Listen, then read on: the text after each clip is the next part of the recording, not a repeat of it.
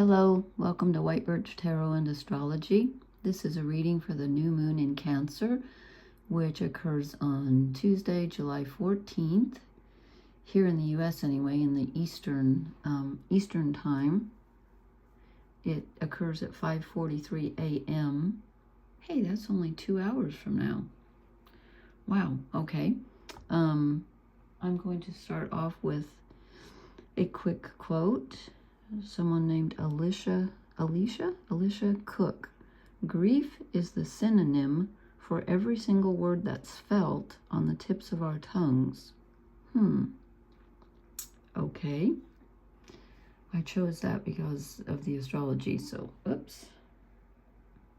Oh gosh. I'm not fond of new moons. Well, I love new moons. I love the crescent moon. It's my favorite. Aesthetic wise, but when the moon is dark like this, it makes me feel weird. So I'm going to talk about the astrology first, if I can talk. Excuse me. And I'm holding up the chart with my water, so that was smart. There's a lot going on, and I'm going to talk about it. I will timestamp when I do the cards because they look interesting, but I just wanted to briefly look at all this. I'll talk about the bucket thing that's going on some other night, because we got this big thing going on with 2 mini grand trines here and this opposition, and it's just, see if I turn it this way. Can you see the bucket with the red top? Yeah. There's a lot going on. So I'm going to talk about the new moon in Cancer. I just feel like the Cancer energy won't leave us alone.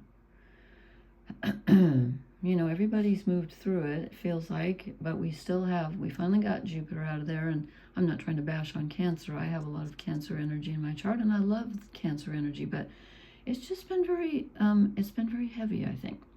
So we have the sun and the moon together at 21 degrees of Cancer, and Mercury retrograde has joined the party at 19 degrees. So this is when Mercury's retrograde like this with the new moon in Cancer, it kind of, you just can't get away from the nostalgia factor. You cannot get away from the past, and Cancer rules our childhoods and mothers and nurturing and all that anyway. But this makes us, this puts us in a position where we're almost being, whether we like it or not, we're going to be processing mentally some emotional stuff, especially about the past. Oh, I'm sorry about my voice. Especially about past relationships, what nurtures you. Well, clearly I've messed up here. Pardon me.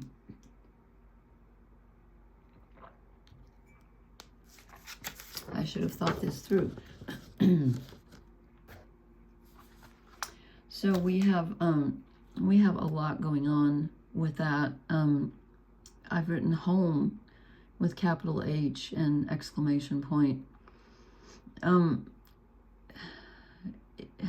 It's about where we've come from, our ancestry, our roots. I'm sorry, I apologize for my voice. It's about hunger, like literal hunger and emotional hunger, because Cancer rules how we're nurtured, both on a physical and mostly an emotional level. But there's an element of actual food, believe it or not. Because of the mother aspect, it's about belonging and ancestry, emotional needs, emotional security, being held. And, you know, with the new moon is kind of like, what do we want to plant? How do we want to change the way we take care of ourselves emotionally going forward?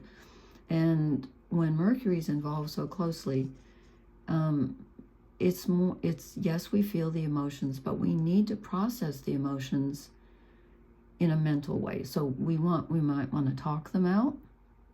We might want to have conversations with people we love. Conversations might come to us from people we love that we didn't expect. People might keep bringing up the past. It's processing mentally stuff, you know, emotional stuff that's come up. You just almost can't get away from it. So, you know, there's that. And when Mercury's retrograde, they are more apt to to be processing old stuff. And let's see, when did I say Mercury goes direct? Now I have forgotten. I think it's in the, I wrote it down somewhere. I wrote it down here. Let me find it. Well, I can't find it because this is too embarrassing, but this is what I work with. Yeah, that's me being organized. I'm not organized. I have forgotten the date when Mercury goes direct. Let me think. I think it's at the end of July. I'll have to look that up. Anyway, so we're dealing with this. We're dealing with this. Processing, we're mentally processing emotions, okay? Probably to do with the past, childhood, emotional security. You might be feeling very nostalgic and very emotionally insecure, and also old griefs and things may be coming up. Then we have a square between Uranus conjunct Mars. They're 6 degrees apart, in Gemini, squaring Venus, who is also conjunct, well, she was conjunct the South Node. I kind of missed out on the nodes here. I should have been talking about them more. I'll do a node thing on another night. But Venus is squaring this Mars-Uranus conjunction in Gemini. Venus is in Virgo. Now, both of these signs are ruled by Mercury, who happens to be exactly halfway between these, so it's called a semi-square. He's 45 degrees from the Mars-Uranus conjunction and 45 degrees from Venus. So here we are with this Mercury energy, and again, he rules both of the signs they're in. So we have our physical bodies, our sexuality, our desires, actions, conjunct Uranus, the planet of freedom, chaotic action, sudden, just sudden downloads, things happening out of the blue, in the sign of communication, Gemini, thoughts, ideas, speaking, it's communicating. And then we have Venus, our relationships with others and with ourselves, with what we love, what we value. And she is in Virgo. So she's very particular in Virgo. She's like, I want devotion. I want loyalty. I want everything to be clean. I want everything to be in order. Everything, my partnerships need to be impeccable. She has impeccable taste when she's in Virgo. She's not going to put up with disorder. Well, she's in this square. Square's an uncomfortable aspect you can't get away from, with the planet of chaos. He's like, I'm just going to, I want freedom. I'm going to rebel. And Virgo, not so much. So, not that they're not, that they don't go their own way. They do.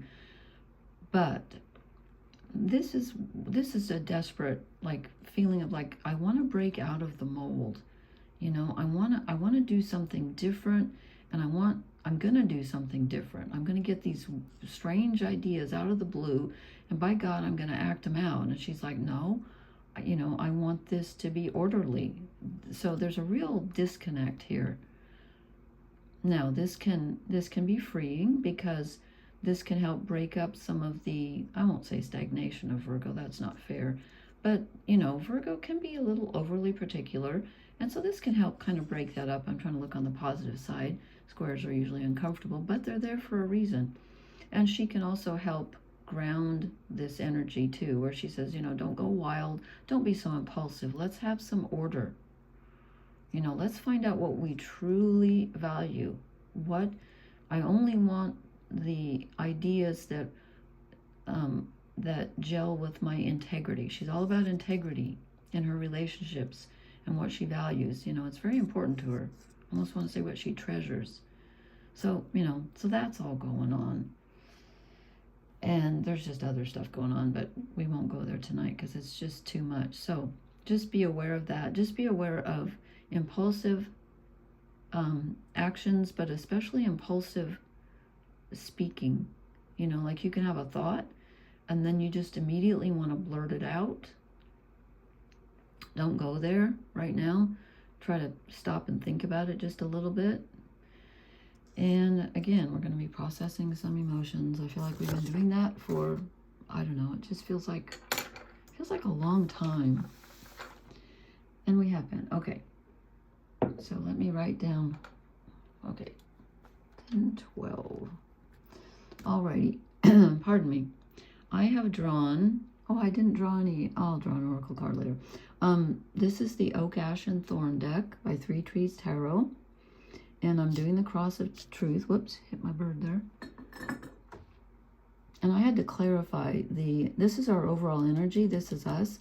And I was just a little confused by it, although not totally, because it's the Queen of, it's the Queen of Swords, which makes sense since Mercury is in the mix with this new moon, because we also have a lot of cups. Cups galore.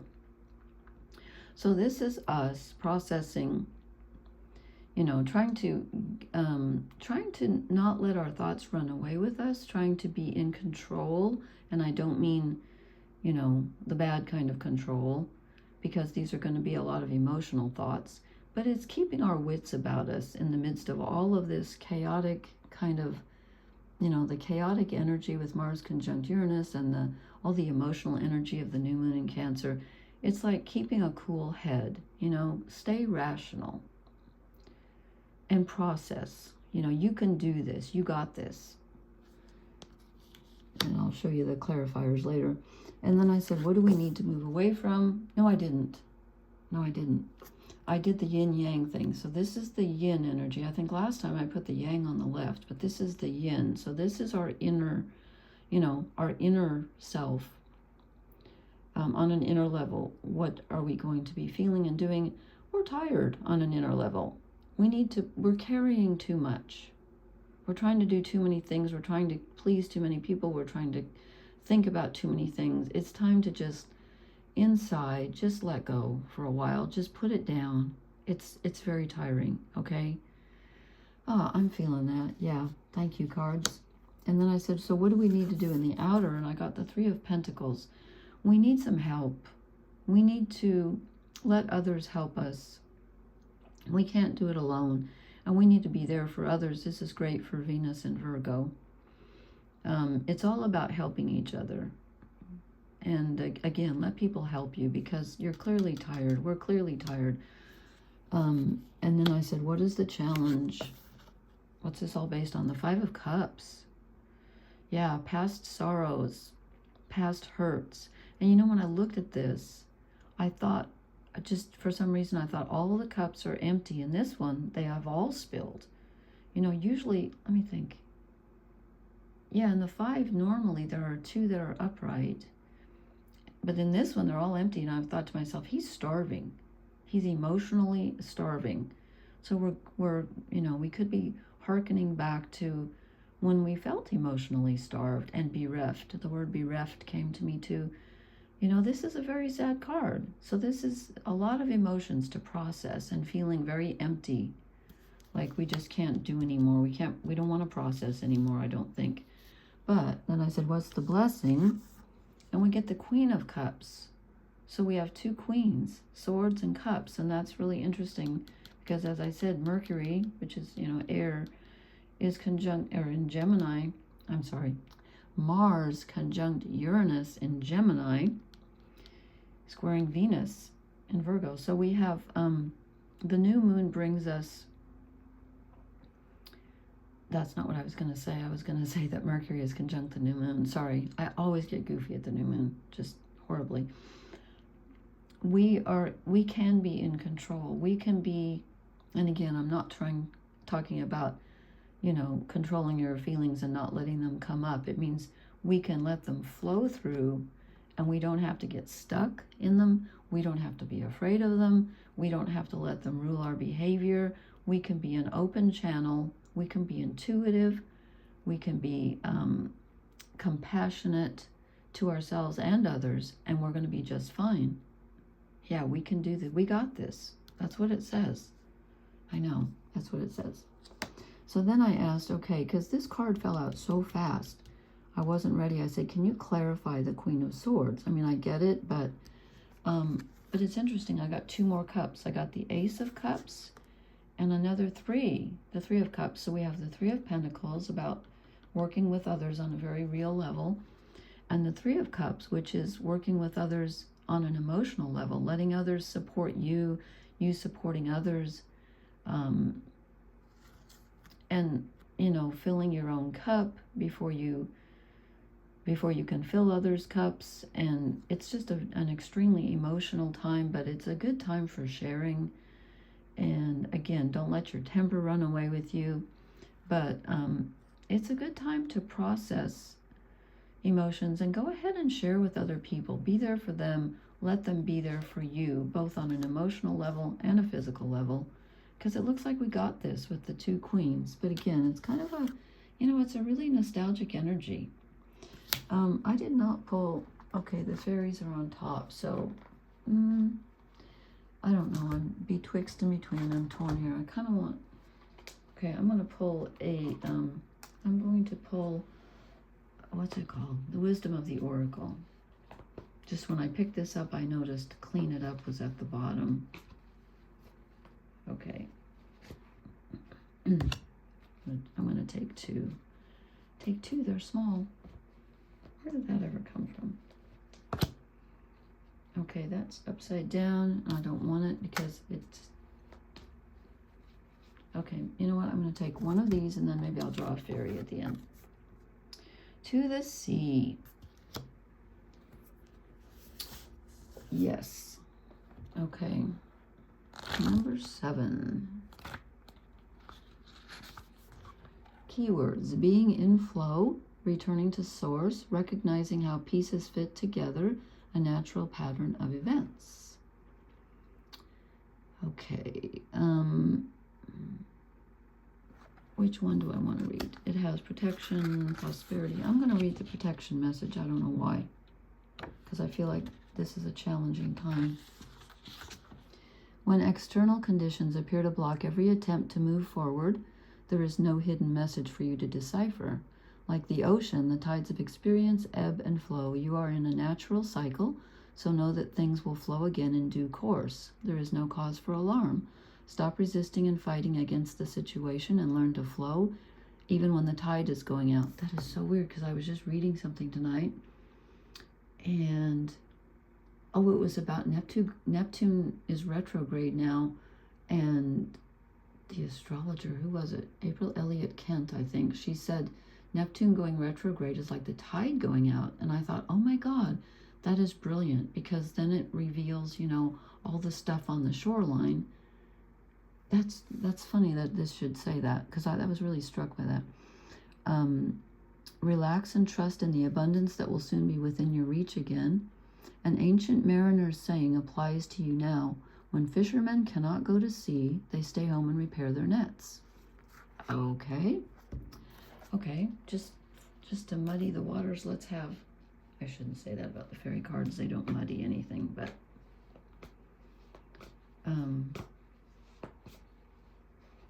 yeah, I'm glad I read that about I can't even talk. Neptune retrograde. I think that's brilliant. Okay, uh-oh. Really, we get the temptation? I don't quite understand that. Let's see if I can figure out how that fits in the mix. Towards the end of the deck here. Enticement, wise choices, and safety. When the temptation turns up in a reading, look closely at it. Ask yourself, what is tempting you at the moment that may not be a wise choice? Is it a relationship that you just know is wrong, but you want it anyway? What are you willing to lose if you give in to this particular temptation? If this is the only card you draw, make sure you know what the temptation is. If it isn't clear, draw another card to help you. I don't know that we need another fairy card. I think this is just a cautionary tale about that energy, and not, you know, just think before you speak. You know, there she is with the fruit, as Gemma always says, low-hanging fruit in women.